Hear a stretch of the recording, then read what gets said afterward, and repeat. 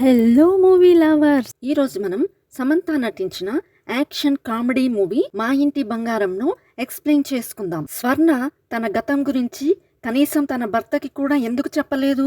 అమాయకంగా కనిపించే కోడలు వెంట రౌడీలు ఎందుకు పడుతున్నారు? సాంప్రదాయమైన ఇంట్లో ఊహించని యుద్ధం, పర్ఫెక్ట్ కోడల నుంచి డెడ్లీ కిల్లర్ వరకు ఇవన్నీ తెలుసుకోవాలంటే మన వీడియోని ఎండింగ్ వరకు చూడాల్సిందే. ఇంకా లేట్ చేయకుండా let's get started. Movie start అవ్వగానే తన చెల్లెలి నిశ్చితార్థానికి అటెండ్ అయ్యేందుకు తన భార్యను తీసుకుని అనిరుద్ధ్ సొంతూరుకి బయలుదేరతాడు. అనిరుద్ధ్ భార్య పేరు స్వర్ణ. స్వర్ణ ఒక అనాథ. తన గతం గురించి అనిరుద్ధ్కి ఎటువంటి విషయాలు తెలియదు. బట్ స్వర్ణ మీద ఉన్న ప్రేమ వలన అనిరుద్ధ్ తన కుటుంబాన్ని ఎదిరించి మరీ స్వర్ణాన్ని 3 సంవత్సరాల క్రితం పెళ్లి చేసుకుంటాడు. అలా 3 సంవత్సరాల తర్వాత స్వర్ణాన్ని తీసుకొని ఇంటికి వస్తున్న అనిరుద్ధ్ ని తమ కుటుంబ సభ్యులు ఎలా రిసీవ్ చేసుకుంటారో అని కాస్త టెన్షన్ పడుతుంటాడు. స్వర్ణ, మీ ఇంట్లో వాళ్ళు నన్ను యాక్సెప్ట్ చేస్తారా? నేను వాళ్ళని ఇంప్రెస్ చేయగలనా అని అంటుంది. నువ్వు ఏం కంగారు పడకు, నువ్వు నీలా ఉండు, వాళ్ళకి నచ్చుతావు, నచ్చకపోయినా ప్రాబ్లం ఏం లేదు అని అంటాడు. కానీ స్వర్ణకి మాత్రం అనిరుద్ధ్ వాళ్ళ ఫ్యామిలీతోటే కలిసి ఉండాలి, తన వల్ల వాళ్ళ ఫ్యామిలీ విడిపోవడం తనకిష్టం లేదు అని అనుకుంటుంది. అనిరుద్ధ్ నాన్న పేరు రామయ్యరాజు, అమ్మ పేరు కామాక్షి. అనిరుద్ధ్కి ఒక తమ్ముడు కూడా ఉంటాడు, అతని పేరు శరత్. సింపుల్గా చెప్పాలంటే అనిరుద్ధ్ది చాలా పెద్ద కుటుంబమే. నాన్నమ్మ, బాబాయిలు, చిన్నమ్మలు, పెద్దమ్మలు, మామయ్యలు, అత్తయ్యలు ఇలా చాలా మంది ఒక ఇంట్లో నివసిస్తూ ఉంటారు. కట్ చేస్తే ఇంటికి చేరుకున్న అనిరుద్ధ్ స్వర్ణాలని శరత్ ప్రేమగా పలకరించి ఆప్యాయంగా ఇంట్లోకి ఆహ్వానిస్తాడు. వాళ్ళు ఇంట్లోకి అడుగుపెట్టిన కొద్దిసేపటికే తాంబూలాలు కూడా మార్చుకుంటారు. ఏంటి వీళ్ళు చెప్పా పెట్టకుండా ఇలా వచ్చారు అన్నట్టు ఫ్యామిలీ మెంబర్స్ అందరూ అనిరుద్ధ్ స్వర్ణాల వైపు విచిత్రంగా చూస్తారు. రామయ్య శరత్తో, మనల్ని కాదనుకొని ఆ అమ్మాయి కోసం వెళ్ళిపోయాడుగా, మళ్ళీ సిగ్గు లేకుండా ఏ మొహం పెట్టుకుని ఇంటికి వచ్చాడు, వాడిని నువ్వేనా ఈ నిశ్చితార్థానికి పిలిచింది అని కోప్పడతాడు. పెద్ద కొడుకు లేకుండా ఇంట్లో చెల్లెల పెళ్లి జరిగితే నలుగురు నానా విధాలుగా అనుకుంటారని అన్నని పెళ్లికి నేనే పిలిచానని శరత్ అంటాడు. ఇంట్లో వాళ్ళు ఎవరూ తమని పలకరించకపోవడంతో అనిరుద్ధ్ కాస్త డిసప్పాయింట్గా ఫీల్ అవుతాడు. అనవసరంగా పిలువని పేరంటానికి వచ్చినట్టుంది, ఎలాగో నిశ్చితార్థం పూర్తయింది కదా, ఇక ఇక్కడి నుంచి వెళ్ళిపోదామని అనిరుద్ధ్ అంటాడు. అప్పుడే తన చెల్లెలు గీత బయటికి వచ్చి, పెళ్ళి అయిపోయేదాకా నువ్వు ఇక్కడే ఉండాలి అని అనిరుద్ధ్ని స్వర్ణాలని పలకరిస్తుంది. ఎలాగో వచ్చాం కదా, వీళ్ళంతా చాలా మంచివాళ్లలా ఉన్నారు, పెళ్ళయ్యేంత వరకు ఇక్కడే ఉందామని స్వర్ణ అనిరుద్ధ్ని ఒప్పిస్తుంది. ఇక చేసేది లేక అనిరుద్ధ్ కూడా ఒప్పుకుంటాడు.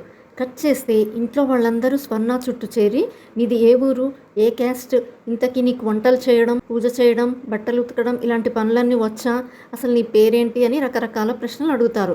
ఆ ప్రశ్నలన్నిటికీ సమాధానాలు చెప్పేసరికి స్వర్ణకి కొంచెం చిరాకు వస్తుంది. నెక్స్ట్ సీన్లో రామయ్య పార్టీ ఆఫీస్కి వెళ్ళి పార్టీ సభ్యులతో, కార్యకర్తలతో ఒక మీటింగ్ ఏర్పాటు చేస్తాడు. ఈసారి బై ఎలక్షన్లో మన పార్టీ టికెట్ ఎవరికి ఇవ్వాలని హై కమాండ్లో చర్చలు జరుగుతున్నాయి. ఈ నెల 10వ తారీఖున సీఎం గారు ప్రజావేదిక కోసం మన ఊరికి వస్తున్నారు. అదే రోజు ఆయన అభ్యర్థిని కూడా ప్రకటిస్తారని రామయ్య అంటాడు. 10వ తారీఖు దగ్గరలోనే ఉండడంతో కమిషనర్ ఆఫీస్ నుంచి పోలీస్ స్టేషన్కు సెక్యూరిటీ డీటెయిల్స్ వస్తాయి.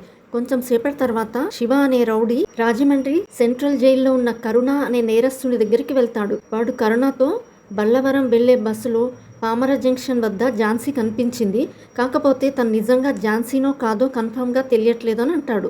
అప్పుడు కరుణ శివ మీద కోప్పడి, నాకు ఝాన్సీ ఎంత ముఖ్యమో నీకు తెలుసు కదా, వెళ్ళి తను నిజంగా ఝాన్సీనో కాదో తెలుసుకుని రా అని ఆర్డర్ వేస్తాడు. శరత్ భార్య పేరు అనసూయ. తనంటే ఇంట్లో ప్రతి ఒక్కరికి చాలా ఇష్టం. పర్ఫెక్ట్ కోడలు అనే అవార్డు ఉంటే ఆ అవార్డు పక్కాగా అనసూయకే వస్తుంది. ఇంట్లో ఎవరికి ఏ టైంలో ఏమేం కావాలో అనసూయకి బాగా తెలుసు. తను ఇంటి పనుల్ని, వంట పనుల్ని చాలా బాగా చేస్తుంది. మరో పక్క స్వర్ణకేమో ఎటువంటి ఇంటి పనులు కానీ వంట పనులు కానీ రావు. సో అనసూయ స్వర్ణకి కాంపిటీషన్ లాగా అనిపిస్తుంది. ఎలాగైనా సరే అనసూయ కంటే తనే బెటర్ కోడల్ని అనిపించుకోవాలని స్వర్ణ ఒక ప్లాన్ వేసి వెంటనే కిరణ్మయికి ఫోన్ చేసి విషయం చెప్తుంది. స్వర్ణ, కిరణ్మయి చిన్నప్పటి నుండి బెస్ట్ ఫ్రెండ్స్. సో స్వర్ణకి హెల్ప్ చేసేందుకు కిరణ్మయి బల్లవరంకి వస్తుంది.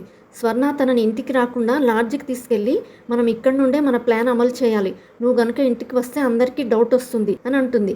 సరేలే ఏదో ఒకటి అని కిరణ్మయి లాడ్జ్లో ఉండేందుకు ఒప్పుకుంటుంది. బై ఎలక్షన్లో పార్టీ టికెట్ తనకి కాకుండా కేశవయ్యకి ఇవ్వడంతో మధుసూదన్ కోపంతో రగిలిపోతాడు. తను కోపంతో రామయ్య దగ్గరికి వెళ్ళి టికెట్ ఇచ్చే ముందు ఎవరికి ఎంత సత్తా ఉందో ఒకసారి చెక్ చేయాలిగా, అలా కాకుండా ఎవరికంటే వాళ్ళకి టికెట్ ఇచ్చేస్తారా? ఇప్పటికీ మించిపోయింది ఏమీ లేదు. ఎందుకైనా మంచిది మీ నిర్ణయాన్ని మార్చుకుంటే మంచిదని వార్నింగ్ ఇస్తాడు. కట్ చేస్తే స్వర్ణ మార్కెట్లో కూరగాయలు కొంటుండగా శివ వాళ్ళ వెనకాలే ఫాలో అవుతుంటాడు. స్వర్ణ వాణ్ణి గమనించి, ఏంట్రా మమ్మల్ని ఫాలో అవుతున్నావు? మేము ఎవరో నీకు తెలుసా అని అంటుంది. నేనేమీ మిమ్మల్ని ఫాలో అవ్వడం లేదు, కానీ నిన్ను ఎక్కడో చూసినట్టుంది. నీ పేరు ఝాన్సీ కదా, నువ్వు ఇంతకుముందు అడవుల్లో ఉండేదానివి కదా అని అంటాడు. నువ్వు కానీ ఇంకొకసారి నాకు కనిపిస్తే చంపి పారేస్తా అని స్వర్ణ వాడికి గట్టిగా వార్నింగ్ ఇస్తుంది. వాడు వెంటనే అక్కడి నుండి వెళ్ళిపోతాడు. ఆ రోజు రాత్రి స్వర్ణ గంగాకి ఫోన్ చేసి కరుణ ఇంకా జైల్లోనే ఉన్నాడుగా అని అడుగుతుంది. వాడు చేసిన నేరాలకి వాడు ఇప్పుడే జైలు నుంచి బయటికి రావడం కుదరదులే అని అంటుంది. మరుసటి రోజు నుంచి తను కిరణ్మయి చేత రకరకాల వంటలు చేయించి తనే ఆ వంటలను చేస్తున్నట్టుగా నాటకం ఆడుతుంది. అది నిజమని నమ్మి, ఏంటి నువ్వు ఒక్కదానివే ఇన్ని రకాల వంటలు చేశావా అని కుటుంబ సభ్యులందరూ స్వర్ణాన్ని బాగా మెచ్చుకొని తనకి ఇంప్రెస్ అయిపోతారు. దాంతో స్వర్ణ చాలా హ్యాపీగా ఫీల్ అవుతుంది. మరో పక్క రామయ్యకి అనిరుద్ మీద ఉన్న కోపం కొంచెం కొంచెంగా తగ్గుతుంది. శివ కరుణకి ఫోన్ చేసి, ఆమె నువ్వు చెప్పినట్టుగా లేదు, తను ఎందుకో ఝాన్సీనే అనిపిస్తుంది, మరో పక్క తను ఝాన్సీ కాదని అనిపిస్తుంది, అంతా కన్ఫ్యూజన్గా ఉంది అని అంటాడు. సరే, ఒక కత్తి తీసుకొని వెళ్ళి తనపై దాడి చేయి. ఆ దాడిలో తను చనిపోయిందంటే తను ఝాన్సీ కాదు, తను నీపై దాడి చేసిందంటే తను ఖచ్చితంగా ఝాన్సీనే అని అంటాడు. పెళ్లి రోజు దగ్గర పడుతుండడంతో అందరూ ఎవరి పనుల్లో వాళ్ళు బిజీగా ఉంటారు. దీని పెళ్లి ఫిక్స్ అయితే వెంకటాపురంలోని గుడికి వెళ్తానని ఎప్పుడో మొక్కుకున్నా, కానీ ఆ మొక్కు తీరేది ఎప్పుడో అర్థం కావట్లేదని గంగమ్మ అంటుంది.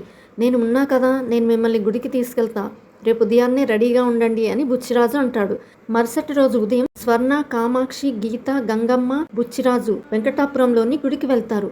అక్కడ కొంతమంది బుచ్చిరాజుని గమనించి, వీడు రామయ్య అల్లుడేగా, ఎంత ధైర్యం ఉంటే మనతోటే గొడవపడి మన ఊరి గుడికే వస్తారా అని కొంతమంది రౌడీలు వాళ్ళ మీద అటాక్ చేస్తారు. స్వర్ణ డ్రైవర్ సీట్లో కూర్చొని కార్ని చాలా ఫాస్ట్గా డ్రైవ్ చేస్తుంది. రౌడీలు వాళ్ళ కారు వెనకాలే బైక్స్ మీద వస్తారు. స్వర్ణ తన డ్రైవింగ్ స్కిల్స్తో ఆ బైక్స్ అన్నిటినీ డాష్ ఇచ్చి ఆ రౌడీలను కింద పడేస్తుంది. స్వర్ణ చాలా చాకచక్యంగా రౌడీలతో ఫైట్ చేసి అందరినీ కాపాడుతుంది. ఫ్యామిలీ మెంబర్స్ అందరూ తనని పొగడ్తలతో ముంచెత్తుతారు. ఈ దాడి వెనుక మధుసూదన్ ఉన్నాడేమో అని శరత్ వాళ్ళ నాన్నతో అంటాడు. కొంచెం సేపటి తర్వాత కామాక్షి రామయ్య దగ్గరికి వచ్చి, అనిరుద్ మనకు చెప్పకుండా పెళ్లి చేసుకున్నప్పటికీ తను మంచి అమ్మాయినే పెళ్లి చేసుకున్నాడు, ఇప్పటికే చాలా ఆలస్యమైంది, అత్తయ్య నాకు ఇచ్చిన గొలుసుని మనం స్వర్ణకి ఇద్దామా అని అంటుంది. దానికి రామయ్య కూడా ఒప్పుకుంటాడు. ఇక తరతరాలుగా పెద్ద కోడలికి అందజేస్తున్న బంగారు గొలుసుని కామాక్షి స్వర్ణకి ఇస్తుంది. అది చూసి స్వర్ణ, అనిరుద్ చాలా హ్యాపీగా ఫీల్ అవుతారు. ఇక ఇప్పటి నుంచి ఫ్యామిలీ మెంబర్స్ని మోసం చేయడం ఇష్టం లేక స్వర్ణ నిజంగానే వంటలు చేయడం నేర్చుకోవాలని అనుకుంటుంది. కట్ చేస్తే ఆ రోజు రాత్రికి కూడా కిరణ్మయి కొన్ని వంటకాలు చేసి స్వర్ణకి ఇస్తుంది. స్వర్ణ ఆ వంటకాలు తీసుకొని ఇంట్లోకి వెళ్తుండగా ఇంటి బయట నుంచి తనకేవో శబ్దాలు వినిపిస్తాయి. తీరా చూస్తే శివ కొంతమంది రౌడీలను తీసుకొని స్వర్ణపై దాడి చేసేందుకు వస్తాడు. నువ్వు నిజంగా ఝాన్సీ అయితే మేము నిన్ను ఏం చేయకుండా ఇక్కడ నుండి వెళ్ళిపోతాం, కాబట్టి నువ్వు ఎవరో నిజం చెప్పు అని శివ అంటాడు. కానీ తను మాత్రం ఎటువంటి సమాధానం చెప్పకుండా వాళ్ళందరినీ బాగా కొడుతుంది. ఇంకోసారి నువ్వు కానీ నా కంటపడితే నిన్ను ప్రాణాలతో వదిలిపెట్టను అని స్వర్ణ శివకి వార్నింగ్ ఇస్తుంది. అప్పుడు శివ తనని చంపేందుకు కత్తి చేత పట్టుకొని వేగంగా పరిగెడతాడు. ఆ సమయంలో వాడు పొరపాటుగా కాలు జారి కింద పడడంతో వాడి చేతిలో ఉన్న కత్తి వాడికి గుచ్చుకుంటుంది. అలా శివ చనిపోవడంతో స్వర్ణ ఒక్కసారిగా షాక్ అవుతుంది. అదే సమయంలో కిరణ్మయి అక్కడికి వస్తుంది. కిరణ్మయి ఆ శవాన్ని చూసి కళ్ళు తిరిగి పడిపోతుంది. స్వర్ణ తన ముఖం మీద నీళ్లు చల్లి, నేనేం వీడిని చంపలేదు, వాడే నన్ను చంపేందుకు ప్రయత్నించి కాలు జారి కింద పడిపోయాడు అని అంటుంది. అయినా సరే కిరణ్మయి ఇంకా షాక్లోనే ఉంటుంది. కొంచెం సేపటి తర్వాత షాక్ నుంచి బయటకు వచ్చాక తను ఇంకా కొంచెం భయంగానే ఉంటుంది. ఇక వాళ్ళిద్దరూ వాడి శవాన్ని మూట కట్టి ఇంటికి దూరంగా ఒక ప్లేస్లో పడేసి వస్తారు. ఇప్పుడు స్టోరీ ఫ్లాష్ బ్యాక్లోకి వెళ్తుంది. స్వర్ణ, కిరణ్మయి ఇద్దరు అనాథలే. వీళ్ళిద్దరూ ఒకే అనాథాశ్రమంలో నివసిస్తుండేవారు. ఆ అనాథాశ్రమం వార్డెన్కి కిరణ్మయి మీద కన్ను పడుతుంది. కానీ లక్కీగా ఒక ఫ్యామిలీ అనాథాశ్రమానికి వచ్చి కిరణ్మయిని దత్తత తీసుకుంటారు. కిరణ్మయి వెళ్ళిపోయిన తర్వాత ఆ వార్డెన్ గాడి కన్ను స్వర్ణ మీద పడుతుంది. స్వర్ణ ఇక అనాథాశ్రమంలో ఉండలేక ఎవరికి చెప్పకుండా అక్కడి నుండి పారిపోతుంది. అలా కొన్ని సంవత్సరాలు గడిచిపోతాయి. స్వర్ణ ఒక పక్క చదువుకుంటూ మరోపక్క పనిచేస్తూ జీవితం సాగిస్తుంది. కానీ అక్కడ కూడా రవి అనేవాడి కన్ను స్వర్ణ మీద పడుతుంది. ఒకరోజు కరుణ అండ్ తన మనుషులు పోలీసుల నుండి తప్పించుకునేందుకు స్వర్ణ ఉండే డార్మెటరీకి వస్తారు. ఈ కరుణ బ్యాచ్ అంతా అడవుల్లో నివసిస్తారు. వీళ్ళంతా అన్నలన్నమాట. స్వర్ణకి ఎందుకో గాని వాళ్ళ యొక్క ధైర్యం, సిద్ధాంతాలు బాగా నచ్చుతాయి. ఆ రోజు రాత్రి రవి స్వర్ణ రూమ్లోకి వచ్చి తనపై రేప్ చేసేందుకు ట్రై చేస్తాడు. దీంతో ఇక చూస్తూ ఉండలేక స్వర్ణ వాడిని కత్తితో పొడిచి చంపేస్తుంది. వీడు చస్తే ఏడ్చేది 5 మంది, కానీ వీడు చస్తే ఆనందపడేది 30 మంది. ఈ లెక్క గుర్తుపెట్టుకో, నువ్వు మాతో పాటు జాయిన్ అవుతావా అని కరుణ స్వర్ణతో అంటాడు. ఈ సమాజంలో భయపడుతూ బతకడం కన్నా జనాలకి మంచి చేసేందుకు ధైర్యంగా అడవుల్లో బతకడం బెటర్ అని డిసైడ్ అయ్యి కరుణ బ్యాచ్లో జాయిన్ అవుతుంది. కట్ చేస్తే తుపాకీ ఎలా పేల్చాలి, ఫైట్ ఎలా చేయాలి అనే స్కిల్స్ అన్నిటినీ కరుణ స్వర్ణకి నేర్పిస్తాడు. అలాగే తన పేరుని స్వర్ణ నుంచి ఝాన్సీగా మారుస్తాడు. కానీ నిజానికి కరుణ అంత మంచివాడేం కాదు. వాడి బ్యాచ్లోని మనుషులందరూ న్యాయం కోసం, సిద్ధాంతాల కోసం పోరాడుతూ ఉంటే వాడు మాత్రం డబ్బులకు అమ్ముడుపోతాడు. వాడికి ఎవరైనా ఎదురు తిరిగారంటే వాళ్ళని కనికరం లేకుండా చంపేస్తాడు. ఈ విషయాలన్నీ స్వర్ణకి లేట్గా అర్థమవుతాయి. ఇలాంటి రాక్షసుడిని ఎలాగైనా జైలుకు పంపించాలని స్వర్ణ వాడి గురించి పోలీసులకు ఇన్ఫార్మ్ చేస్తుంది. అలా పోలీసులు కరుణని రౌండప్ చేసి రాజమండ్రి సెంట్రల్ జైలుకి తీసుకెళ్తారు. ఇప్పుడు ఫ్లాష్ బ్యాక్ అంతా స్వర్ణ కిరణ్మయికి చెప్తుంది. మరోపక్క కైలాష్ కరుణకి ఫోన్ చేసి శివ చనిపోయిన విషయాన్ని చెప్తాడు. అంటే అది ఖచ్చితంగా ఝాన్సీనే అని కరుణ ఫిక్స్ అవుతాడు. వాడు జైలు నుంచి తప్పించుకునేందుకు ప్లాన్ వేసి ఒక గ్యాస్ సిలిండర్ని బ్లాస్ట్ చేస్తాడు. ఆ మంటల్లో దాదాపు 19 మంది ఖైదీలు సజీవ దహనం అవుతారు. చనిపోయిన ఆ 19 మంది ఖైదీల్లో కరుణ కూడా ఉన్నాడని పోలీసులు అనుకుంటారు. కానీ వాళ్ళకి కరుణ జైలు నుంచి తప్పించుకున్నాడని తెలియదు. స్వర్ణ కిరణ్మయిని తన ఇంట్లో వాళ్ళందరికీ పరిచయం చేసి, తను నా చిన్నప్పటి ఫ్రెండ్, తనకి తన భర్తకి ఈ మధ్యనే ఒక చిన్న గొడవ అయింది, సో కొన్ని రోజులు తను మన ఇంట్లోనే ఉంటుంది అని చెప్తుంది. కట్ చేస్తే పెళ్లి పనులు మొదలవుతాయి. పెళ్లి పత్రికలు పంచేందుకు వెళ్తున్న స్వర్ణ మీద కరుణ మనుషులు అటాక్ చేస్తారు. స్వర్ణ వాళ్ళందరినీ కొట్టిపడేసి కరుణ దగ్గరికి వెళ్తుంది. నిజానికి స్వర్ణే తన గురించి పోలీసులకు సమాచారం ఇచ్చి తనని జైల్లో పెట్టిందన్న విషయం కరుణకు తెలియదు. తను స్వర్ణతో మాట్లాడుతూ, జైలు నుంచి బయటకు వచ్చాక వెంటనే నేను నిన్ను పెళ్లి చేసుకోవాలని ఎన్నో కలలు కన్నాను, కానీ నువ్వేమో ఇలా వేరే వాడిని పెళ్లి చేసుకుని హ్యాపీగా ఫ్యామిలీతో ఎంజాయ్ చేస్తున్నావు. ఇంతకీ నీ గతం గురించి నీ మొగుడికి కానీ నీ ఫ్యామిలీకి కానీ తెలుసా అని అంటాడు. ప్లీజ్ నన్ను వదిలేయి, ఇప్పుడు నాకు నా ఫ్యామిలీనే ముఖ్యమని స్వర్ణ దండం పెడుతుంది. అంటే తన గతం గురించి ఇంట్లో వాళ్ళకి తెలియదని కరుణకి అర్థమవుతుంది. సరేలే, ఇంతలా బతిమాలుతుంటే నేను మాత్రం ఏం చేస్తా, వెళ్ళి నీ ఫ్యామిలీతో హ్యాపీగా ఉండు అని కరుణ అంటాడు. స్వర్ణ వెంటనే ఇంటికి వెళ్ళి తన గతం గురించి అనిరుద్ధ్కి చెప్పాలని అనుకుంటుంది. తన గతం గురించి అనిరుద్ధ్కి తెలిస్తే ఎలా రియాక్ట్ అవుతాడో అని భయపడి తను చెప్పలేకపోతుంది. మధుసూదన్ మీద ఉన్న భయంతో కేశవయ్య రామయ్య దగ్గరికి వచ్చి, నా ఆరోగ్యం ఈ మధ్య అంత బాగుండటం లేదు, పార్టీలో నాకంటే అనుభవం ఉన్నవాళ్ళు చాలామందే ఉన్నారు కదా, ఈసారి వేరే వాళ్ళకి టికెట్ ఇవ్వండి అని దండం పెడతాడు. ఈ మధుసూదన్ని ఇలాగే వదిలేస్తే వాడు రెచ్చిపోతాడు, కాబట్టి ఎలాగైనా వాడిని జైల్లో పెట్టించాలని రామయ్య డిసైడ్ అవుతాడు. సో మధుసూదన్ చేసిన లిక్కర్ స్కామ్ గురించి సీఎం గారికి చెప్పాలని రామయ్య ఒక ఫైల్ని రెడీ చేస్తాడు. ఆ ఫైల్ గనక సీఎం గారికి అందిందంటే మధుసూదన్ జైలుకి వెళ్ళడం ఖాయం. కట్ చేస్తే కరుణ మధుసూదన్తో చేతులు కలిపి, నీ లిక్కర్ స్కామ్ ఫైల్ సీఎం చేతికి అందకుండా నేను చూసుకుంటా అని మాటిస్తాడు. ఇక్కడ కరుణ ఉద్దేశం మధుసూదన్కి హెల్ప్ చేయడం కాదు, రామయ్య మీద హత్యాయత్నం చేపించి స్వర్ణలో ఉన్న ఝాన్సీని బయటికి తీసుకురావడం. మరుసటి రోజు ఉదయం మీటింగ్ మొదలవుతుంది. మీటింగ్ కంప్లీట్ అయిన తర్వాత లిక్కర్ ఫైల్ సీఎం గారికి ఇచ్చేందుకు రామయ్య మీటింగ్కు వెళ్తాడు. ఆ టైంలో స్వర్ణకి తమ ఇంటి గోడ మీద ఎక్స్ సింబల్ కనిపిస్తుంది. కరుణ ఎవరినైనా చంపే ముందు వాళ్ళ ఇంటి మీద ఇలాంటి సింబల్ గీస్తాడు. స్వర్ణకి ఆ విషయం అర్థమై కరుణ ఎవరిని చంపేందుకు ప్లాన్ వేశాడా అని ఆలోచిస్తూ ఉంటుంది. వాడు తన మామని చంపేందుకు ప్లాన్ వేశాడేమో అని డిసైడ్ అయ్యి స్వర్ణ వెంటనే మీటింగ్ దగ్గరికి వెళ్తుంది. తీరా చూస్తే నిజంగానే కొంతమంది రౌడీలు రామయ్యని చంపేందుకు బస్సులో రెడీగా ఉంటారు. స్వర్ణ వాళ్ళందరినీ కొట్టి సైలెంట్గా ఇంటికి వెళ్ళిపోతుంది. రామయ్య సీఎంని కలిసి లిక్కర్ స్కామ్ యొక్క ఫైల్ని చేతికి అందిస్తాడు. మధుసూదన్ కరుణపై కోప్పడి, నువ్వు వేసిన ప్లాన్ అంతా నాశనమైంది, ఆ రామయ్య గాడు సీఎంకి ఫైల్ ఇచ్చాడు, ఇక రేపో మాపో పోలీసులను అరెస్ట్ చేసి జైలుకి తీసుకెళ్తారు, నేను గనక జైలుకి వెళ్తే నువ్వు నా మనుషుల్ని తీసుకొని ఆ రామయ్య ఫ్యామిలీ మొత్తాన్ని నాశనం చేయని చెప్తాడు. కట్ చేస్తే రామయ్య వాళ్ళ ఇంట్లో విందు భోజనం జరుగుతూ ఉంటుంది. వాళ్ళ బంధువులతో ఊరి జనాలతో కలకల్లాడుతూ ఉంటుంది. ఆ సమయంలో కరుణ అక్కడికి వచ్చి సడన్గా ఎంట్రీ ఇచ్చి నేను స్వర్ణ భావని అని తనని తాను రామయ్యకి పరిచయం చేసుకుంటాడు. వీడేంటి ఇక్కడికి వచ్చాడని స్వర్ణ ఫుల్ కంగారు పడుతుంది.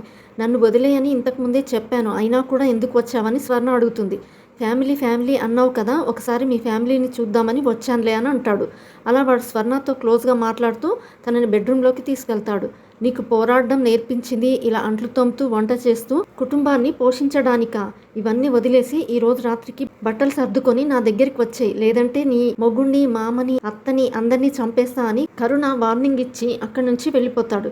స్వర్ణకి ఏం చేయాలో అర్థం కాక చాలా భయపడుతుంది. ఇక నిజాన్ని దాచే ఓపిక స్వర్ణకి లేక తన గతం గురించి అనిరుద్ధ్కి అన్ని విషయాలు చెప్పేస్తుంది. ఇన్ని రోజులు స్వర్ణ తన గతం గురించి చెప్పనందుకు అనిరుద్ధ్ కాస్త బాధపడతాడు. నా వల్ల మన ఫ్యామిలీకి ప్రమాదం రావడం నాకు ఇష్టం లేదు, నేను ఇక్కడ నుండి వెళ్ళిపోతానని స్వర్ణ అంటుంది. ఇన్నాళ్ళు నువ్వు ఒక్కదానివే కరుణతో ఫైట్ చేశావు, ఇప్పుడు నేను కూడా ఉన్నాను కదా, ఏది జరిగినా చూసుకుందామని అనిరుద్ధ్ తనకి ధైర్యం చెప్తాడు. కరుణని మళ్ళీ జైలుకి పంపించేందుకు స్వర్ణ శరత్తో మాట్లాడి జరిగిన విషయాలన్నీ చెప్తుంది. విందు భోజనం ముగిసిన తర్వాత ఫ్యామిలీ మెంబర్స్ అందరూ ఫొటోస్ దిగుతుండగా ఆ ఫొటోస్ బ్యాక్గ్రౌండ్లో కరుణ కూడా పడతాడు. అనిరుద్ధ్ తమ్ముడు శరత్ పోలీస్ ఆఫీసర్. శరత్ ఆ ఫొటోస్ని డిఎస్పీ ఆఫీస్కి పంపించి రాజమండ్రి సెంట్రల్ జైల్లో జరిగిన అగ్ని ప్రమాదంలో కరుణ చనిపోలేదు, వాడు ఇంకా ప్రాణాలతోనే ఉన్నాడని డిఎస్పీకి ఫోన్ చేసి చెప్తాడు. వెంటనే అరెస్ట్ వారెంట్ కూడా రావడంతో శరత్ పోలీసులను తీసుకెళ్లి కరుణని అరెస్ట్ చేస్తాడు. ఆ తర్వాత తను ఇంటికి వచ్చి ఇక భయపడాల్సిన అవసరం లేదు, ఈ రోజు రాత్రికే వాడిని సెంట్రల్ జైలుకి తరలించబోతున్నామని శరత్ స్వర్ణకి చెప్తాడు. కట్ చేస్తే కరుణని పోలీసులు సెంట్రల్ జైలుకి తీసుకెళ్తుండగా కరుణ పోలీసులపై అటాక్ చేసి తప్పించుకుంటాడు. మరోపక్క స్వర్ణ తన గతం గురించి కుటుంబం మొత్తానికి చెప్పేస్తుంది. అది విని అందరూ షాక్ అవుతారు. ఇందాకటి వరకు నువ్వు మా కుటుంబంలో ఒకదానివి అనుకున్నాం, ఇప్పుడు నువ్వేమో తుపాకులు అంటున్నావు, అడవులు అంటున్నావు అని కామాక్షికి ఏం అర్థం కాదు. ఒక అబద్ధం వల్ల ఒక మంచి కుటుంబం నాకు దక్కడంతో ఇప్పటి వరకు నేను నా గతం గురించి చెప్పలేదు. ఇప్పుడు నా గతం వల్ల మీకు కూడా ప్రమాదం పొంచి ఉంది, అందుకే ఇప్పుడు నిజం చెప్తున్నాను. నేను ఇంటికి మహాలక్ష్మిని కాకపోవచ్చు, కానీ నా కుటుంబానికి ఏదైనా ఆపద వస్తే నా ప్రాణాన్ని అడ్డుపెట్టైనా అందరినీ కాపాడుకుంటా అని స్వర్ణ అంటుంది. ఇంటికి అందరూ మహాలక్ష్ములు కానవసరం లేదు, కాళిక కూడా దేవతే అని రామయ్య స్వర్ణకి సపోర్ట్ చేస్తాడు. సరిగ్గా అప్పుడే ఇంట్లో కరెంటు పోతుంది. కరుణ మధుసూదన్ మనుషులతో ఇంటి మొత్తాన్ని రౌండప్ చేస్తాడు. రౌడీలందరూ తుపాకులతో కత్తులతో దాడికి పాల్పడతారు. అలా వాళ్ల మధ్య ఒక పెద్ద ఫైట్ జరుగుతుంది. ఆ ఫైట్లో రామయ్యకి శరత్కి బాగా గాయాలవుతాయి. స్వర్ణ ఒక పక్క రౌడీలందరినీ చంపేస్తూ ఫ్యామిలీ మెంబర్స్ అందరినీ బ్యాక్ డోర్ నుంచి బయటికి పారిపోమని చెప్తుంది. కరుణ స్వర్ణ మీద దాడి చేసి ఇవన్నీ నీకు అవసరమా, పెళ్లి జరగాల్సిన ఇంట్లో నీ వల్ల ఇంత పెద్ద ఫైట్ జరుగుతుంది, అసలు నీకు ఝాన్సీ అని పేరు పెట్టిందే నేను, నీకు పునర్జన్మని ప్రసాదించింది నేనే, నేను నీకు దేవుణ్ణి అని అంటాడు. నువ్వు దేవుడివి కాదు, రాక్షసుడివి. నీ గురించి నిజం తెలిసిన రోజే ఝాన్సీ చనిపోయింది. స్వర్ణ వాడి గొంతుకి కత్తి కుచ్చుతుంది. వాడు కూడా తనని గన్తో షూట్ చేస్తాడు. తర్వాత కరుణ చనిపోతాడు. స్వర్ణని హాస్పిటల్కి తీసుకెళ్తారు. తను బ్రతుకుతుంది. కట్ చేస్తే గీత పెళ్ళి అవుతుంది. స్వర్ణ వాళ్ళ ఫ్యామిలీతో ఎలా ఉండాలనుకుందో అలా ప్రేమ అనురాగాలతో హ్యాపీగా ఉంటుంది. ఫ్యామిలీ అందరికీ ఫ్లాష్ బ్యాక్ తెలుస్తుంది. అందరూ స్వర్ణని యాక్సెప్ట్ చేస్తారు. స్వర్ణ తన ఫ్యామిలీతో కలిసి సంతోషంగా తులసి చెట్టుకి పూజ చేస్తుండగా మూవీ ఎండ్ అవుతుంది. ఈ వీడియో మీకు నచ్చినట్లయితే లైక్ అండ్ షేర్ చేసి ఇంకా మీరు ఏ మూవీ అండ్ వెబ్ సిరీస్ వినాలి అని అనుకుంటున్నారో కామెంట్ చేయండి. ఇలాంటి మరిన్ని వీడియోస్ కోసం మన ఛానల్ని సబ్స్క్రైబ్ చేయడం మర్చిపోకండి. Thanks for watching. See you all in the next video. Bye.